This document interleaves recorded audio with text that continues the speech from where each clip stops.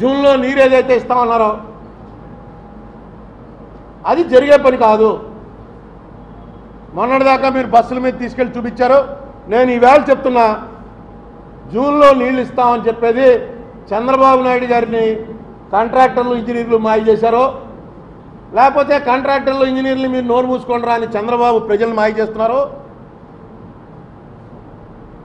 మీరు చెప్పే దాంట్లో నిజం ఉంటే మీ ఇంజనీరింగ్ చీఫ్ ఉన్నారు కదా, ఇప్పుడు ఎలక్షన్ నోటిఫికేషన్ వచ్చింది కాబట్టి మీరు మాట్లాడకూడదు, ఆయనకి చెప్పాలండి జూన్లో నీళ్ళు ఇస్తామని.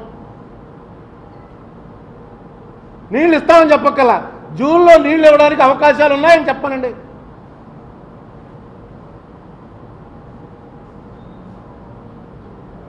ఇప్పుడు ఆపేశారు, అక్కడ ఏం లేదు, ఓన్లీ కాఫర్ డ్యామ్ కడుతున్నారు.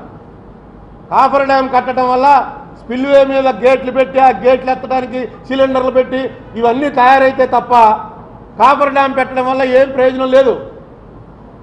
రైట్ కెనాల్లో గ్రావిటీ మీద పారించడం అనేది ఇంపాసిబుల్.